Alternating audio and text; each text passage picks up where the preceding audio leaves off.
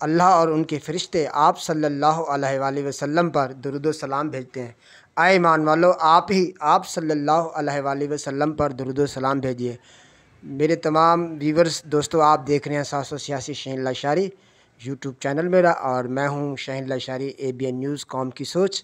آج میں احمد پور سرکیہ میں ایک ابھرتے ہوئے نوجوان وکیل یاسر شاہ گیلانی صاحب میرے ساتھ موجود ہیں، اور ان کے سینئر استاد لطیف احمد کھروالا صاحب، جو کہ وہ سینئر وکیل ہیں احمد پور سرکیہ کے، ان کے چیمبر میں موجود ہوں۔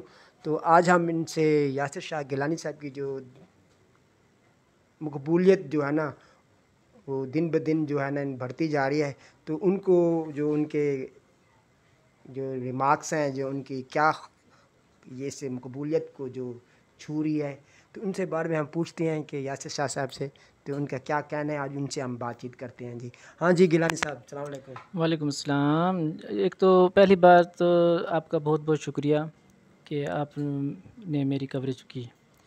دوسرا نمبر یہ ہے کہ میں شروع سے ہی کرپٹ مافیا ظالم بدماشوں سے شروع سے ہی میں ان کو ترجیح نہیں دیتا، میں ان سے نفرت کرتا ہوں، میں ان کو قبول نہیں کرتا۔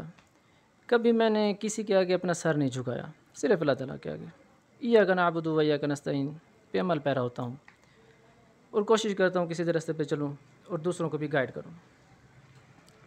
LLB کرنے کا، وکالت جوائن کرنے کا بھی مقصد صرف یہی تھا کہ جو غریب ہیں، پسے ہوئے ہیں، مالی طور پر کمزور ہیں، جن کے خلاف جو کیس دائر نہیں کر سکتے کسی وڈیرے کے ڈر سے، کسی ظالم کے ڈر سے، وہ اپنی جو حق ہے وہ حاصل نہیں کر سکتے، تو میں ان کی آواز بننا چاہ رہا ہوں اور ان کو ان کا حق دلوانے کے لیے کوشش کرنا چاہ رہا ہوں، اور اسی وجہ سے ماشاءاللہ میری مقبولیت میں جوں بجوں اضافہ ہو رہا ہے۔ یہ اللہ تعالیٰ کا کرم ہے، اور میرے سینئر صاحب بیٹھے ہوئے ہیں لطیف احمد کھروالا صاحب، انہی کی تربیت لی ہے میں نے، انہی سے ہی شاگردی لی ہے، انہی سے ہی سیکھا ہے، اور انہی کے نقش قدم پہ چلنے کی کوشش کر رہا ہوں، حق اور سچ کا ساتھ دینے کے لیے اور ظالموں سے انتقام لینے کے لیے میں کھڑا ہوں۔ اور چونکہ میں ادبی گروپ سے بھی تعلق رکھتا ہوں، میں شاعر بھی ہوں، میری 2 کتابیں بھی پبلش ہو چکی ہیں۔ پہلی بک کا نام تھا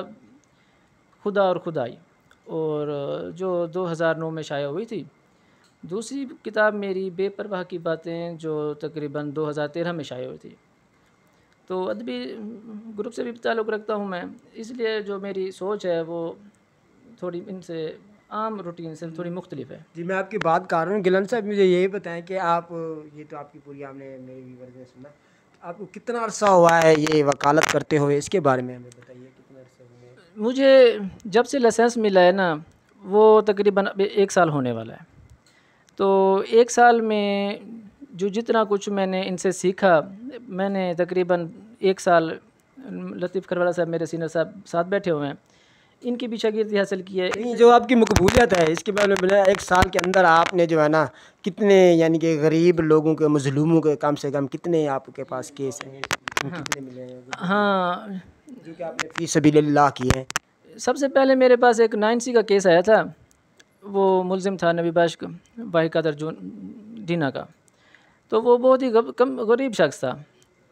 رانا شمشاد صاحب کی عدالت میں وہ کیس چلا، اور انشاءاللہ ماشاءاللہ میں نے اس کو باعزت بری کروایا۔ اس سے بھی میں نے کوئی فیس نہیں لی تھی، وہ بھی بہت غریب تھا۔